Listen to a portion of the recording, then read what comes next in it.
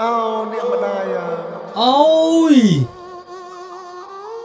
con bất chia bị bạn chất khăn á ôi prư rôm ôi prư các bạn ởក្នុងព្រៃកាន់តែច្រើនសត្វសាហាវកាន់តែច្រើន ôi អ្នកម្ដាយអើយអ្នកម្ដាយជួយកូនផង ôi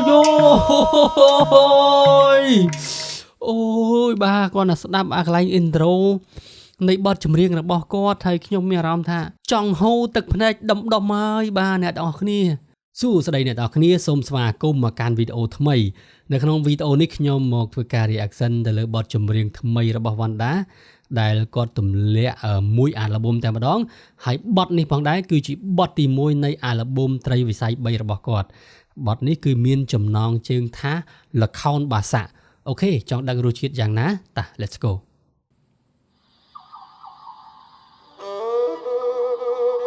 ao niệm mà đài à ôi កូនពិតជាពិបាកចិត្តខ្លាំងណាស់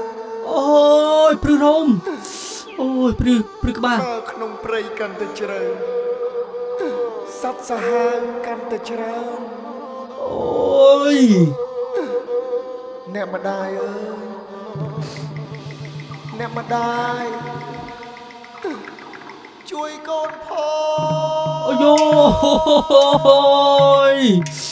ôi ôi ba con là đáp à cái intro នៃបទចម្រៀងរបស់គាត់ហើយខ្ញុំមានអារម្មណ៍ថាចង់ហូរទឹកភ្នែកដុំហើយបាទអ្នកទាំងអស់គ្នាវាកំសត់សង្វេគពេកបាទវណ្ណដាគាត់បញ្ចូលតួនៅក្នុងសម្លេងរបស់គាត់ពិតជាខ្លាំងមែនទែនគាត់បានពោលពីសាច់រឿងរបស់គាត់នៃចំណាប់ផ្ដើមដំបូងនៃជីវិតរបស់គាត់អញ្ចឹងណា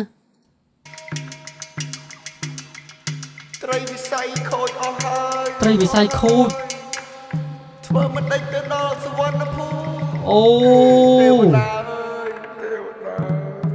វ៉ាវ ជួយកូនផង អូយ កាលដើមឡើយមានក្មេងម្នាក់ស្ដាប់លោកតាគង់ណៃនិទានរឿងយៈជក់ចិត្តដិតដាមទៅគេចាក់លេងភ្ញាក់ចូលស្ដាប់ហាក្តៅអត់មានម៉ាស៊ីនត្រជាក់ថាក្មេងនឹងស៊ូឥឡូវវាធំហើយស្បែកជាមកគូធ្លាប់កើយកាពះរមូក៏រយប់អារឿងដែលកំសត់វាស្គាល់អស់ហើយមើលពីនេះមើលពីនោះមើលខ្លួនណៃសក់ទៅនឹងឈូរុនទៅនេះរុនទៅនោះរុនទៅណាផ្លូវមកកំភ្លុះងាកទៅឆ្វេងងាកទៅស្ដាំអត់ទាន់បានលេងនាឡិកាម៉ោង5ជីទៅនេះជីទៅនោះធ្វើខ្លួនឡើងលយដោយលពូលួម៉ាំអត់ទាន់ចេះអីទេឈរគៀនមើលគេមុខអៀនខ្លាចគេដើរលេងធ្វើភ្លេងផ្សងព្រេងរឿងព្រេង from the bay ណាគេក្មេងប្រុសម្នាក់កំពុងតែ word play អត់មានជាប់លុយអ្នកណាម៉ាស៊ីនទេផ្លុំភ្លេងនេះដូចខ្លុយបំពេដូចយីគេស្ដាប់ខ្ញុំដំណើរជីវិតពី this way កាលដើមឡើយមានក្មេងម្នាក់ចិត្តធំដូចយៈថ្លើមដោះរោមមិនចេះពឹងពាក់មិនចំណេះជាធ្នាក់ចង់លេងគ្រប់វគ្គជីវិតរសាទដូចគោម អូយបាទពិតជាលយមែនតើអ្នកនរគ្នាបារ៉ូលីរិកនេះគឺថាគាត់តែងអំពីដំណើរជីវិតរបស់គាត់បាទដែលគាត់ឈានមកដល់ការជោគជ័យដូចបច្ចុប្បន្ននេះបាទគាត់និយាយអំពីការតស៊ូការដែលមិនចេះពឹងពាក់គេគាត់ប្រើតែចំណេះដឹងទេគាត់ធ្វើភ្លេងធ្វើបទចម្រៀងបាទដើម្បីដើរទៅរកគោលដៅរបស់គាត់ដែលគាត់ចង់បានហើយដំណើររឿងនេះផងដែរគឺថាគាត់តែងទៅជាបទចម្រៀងលក្ខណៈថា vibe ថ្មីយើងអាចនិយាយបានថាវណ្ណដាបើមិនមែនថ្មីគឺមិនមែនវណ្ណដាទេបាទរសជាតិថ្មី vibe ថ្មីបាទបារ៉ូថ្មីបាទតែងពីជីវិតរបស់គាត់ប៉ុន្តែយើងស្ដាប់ទៅវាហាក់ដូចជាធ្វើឲ្យយើងចង់ដឹងនៅដំណើរជីវិតរបស់គាត់ជាបន្តទៀតអញ្ចឹងបាទបទចម្រៀងនេះយើងស្ដាប់ទៅដូចជាមានសំឡេងបាទសំឡេងចប៉ីអីអញ្ចឹងណាមិញណាបាទហើយវាមានដូចជាលក្ខណៈជាការនិទានរឿងយីគេអីជាដើមទៅបាទស្តៀងលក្ខណៈទៅបែបហ្នឹងអញ្ចឹងណាបាទអ្នកអើយអ្នកបើអ្នកជឿជាក់អ្នកអាចពឹងពាក់ខ្ញុំមិនអោយរយរងភ្លេចមិនកើតកំណើតខ្ញុំមានចិត្តចិត្តហ៊ានបើបំពេញលឺផងអូយចាក់ដោតបាទនេះអ្នកនរគ្នាបាទកើតកំណើតខ្ញុំមានចិត្តចិត្តហ៊ានបើបំពេញលឺផង នេះអូចិត្តជាទាហានណា បើបំពេញលឺផងអូហ៊ានតែបំពេញបាញ់ផងឥឡូវហើយអូ my god អូ my god អូអស្ចារ្យមែន ចិត្តហ៊ានបើបំពេញលឺផង នេះទូទូ ទូររូទូររូ ទូទូរូ ព្រឺក្បាលខ្ញាបាសរោមជ្រង បានអូយបាទព្រឺក្បាលបាទព្រឺក្បាលបាសរ៉ូមែនបាទបាសរ៉ូមែនអ្នកទាំងអស់គ្នាអូ my god ក្មេងសម័យថ្មីនេះល្បីតាំងតបងទួធ្លាក់ទឹកឬក៏ធ្លាក់ពីលើមេឃមានតែងើពងខ្ញុំមាននឹងឆាតយងអូអ្នកម្ដាយហើយអ្នកចំណែនកូនកូនអត់បារម្ភឡើយកាត់ទឹកជ្រៅទៅមកយូរហើយអត់ចេះឆាយរឹករើផ្លូវត្រូវហើយអូអ្នកម្ដាយហើយកូននៅតែចាក់ទៅលើទៅគឺមិនណាពើក៏មិនភ្លើធ្វើកំណល់ខ្នើយកើយការជាតិនេះធ្វើរឿងច្រើនណាស់ទោះបីខ្ញុំមិនទាន់ចាស់ក៏ដូច30ក្រៅ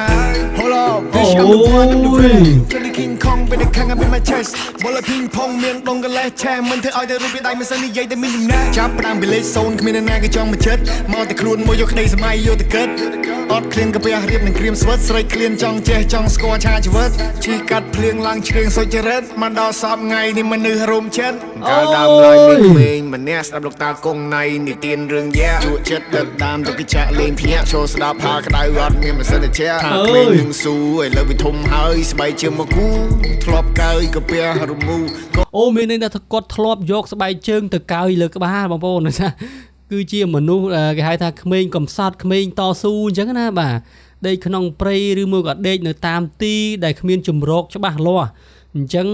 ប្រវត្តិរបស់គាត់គឺមានការតស៊ូបាទមានការលំបាកខ្លាំងមែនទែនអត់មានខ្នើយកើយទេមានតែស្បែកជើងមកគូនឹងឯងធ្វើជាខ្នើយអូបាទគាត់រៀបរាប់ពីជីវិតរបស់គាត់បាទតស៊ូតាំងពីចំណុច0រហូតដល់ឥឡូវនេះគឺល្បីខ្លាំងមែនទែន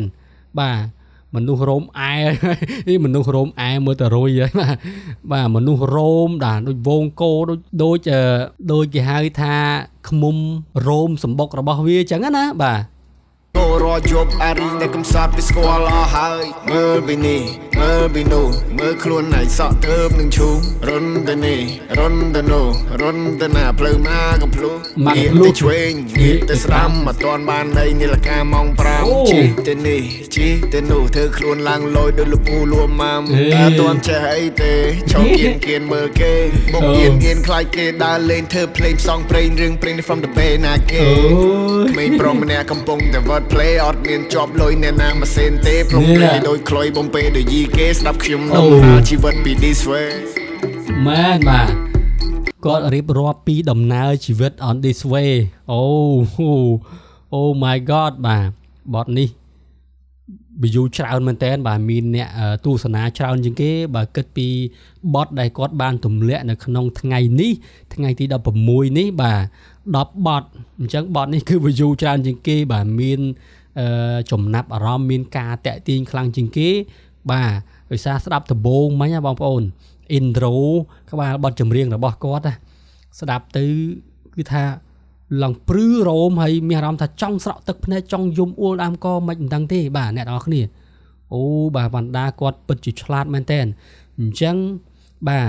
rapper ផ្សេងទៀតបាទគួរតែយកគំរូតាមដោយសារតែវណ្ណដាបាទគាត់ព្យាយាមបញ្ចូលនៅអ្វីដែលជាវប្បធម៌បាទអរិយធម៌របស់ខ្មែរទំនៀមទម្លាប់ដ៏ផូរផង់របស់ខ្មែរបញ្ចូលនៅក្នុងបទចម្រៀងរបស់គាត់បាទកម្រមានតារា rap ផ្សេងទៀតគាត់ធ្វើបានណាអញ្ចឹងខ្ញុំលើកទឹកចិត្តបាទបើសិនជាតារា rap ផ្សេងទៀតគាត់ធ្វើរបៀបនេះបាទខ្ញុំលើកទឹកចិត្តនិងគាំទ្រខ្លាំងមែនតើបាទនេះអូយអានេះដូចសំឡេងចាប៉ីមែនទេបងប្អូនបាទចាប៉ីហ្នឹងហើយអូយគាត់មិនភ្លេចទេបាទព្រះគុណ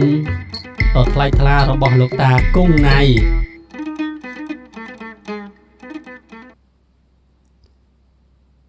អូខេអ្នកនរគ្នាបាទនៅពេលដែលបានទស្សនានៅបទចម្រៀងមួយនេះចប់ជាមួយនឹងខ្ញុំតើអ្នកនរគ្នាយល់យ៉ាងណាដែរបាទសូមកុំភ្លេចចូលរួម comment បញ្ចេញមតិយោបល់នៅខាងក្រោមវីដេអូនេះផងអូខេខ្ញុំបទវណ្ណដាពីមួយបទទៅមួយបទគឺថានៅពេលដែលយើងស្ដាប់ទៅវាមិនដឹងថាដូចជាមានអំណាចអ្វីមួយយ៉ាងបាទ បញ្ចូលមកយើងណាហើយវាដូចជាដាស់ស្មារតីរបស់យើងដាស់អារម្មណ៍របស់យើងឲ្យយកចិត្តទុកដាក់ស្ដាប់នៅបទចម្រៀងរបស់គាត់កាន់តែខ្លាំងអូបាទវណ្ដាគាត់លេងស៊ីផ្លូវចិត្តដល់ fan របស់គាត់ខ្លាំងមែនតើជាពិសេសគឺខ្ញុំនិយាយរួមពីដើមឡើយបាទកាលពីប្រហែលឆ្នាំមុនខ្ញុំអត់ទាន់ចេះស្ដាប់បទចម្រៀង rap ទេបាទប៉ុន្តែនៅពេលដែលខ្ញុំបានចាប់អារម្មណ៍ស្ដាប់បទចម្រៀងរបស់វណ្ដាទើបធ្វើឲ្យខ្ញុំដឹងថាវ៉ាវវិស័យ rap ពិតជាមិនធម្មតាទេបាទអូខេអ្នកនរគ្នាអរគុណណាស់ឥឡូវនេះសូមបញ្ចប់តែប៉ុណ្ណេះអរគុណអ្នកនរគ្នាដែលបានចំណាយពេលវេលាដ៏មានតម្លៃទស្សនាវីដេអូនេះតាំងពីដើមរហូតដល់ចប់ជួបគ្នានៅវីដេអូក្រោយជម្រាបលា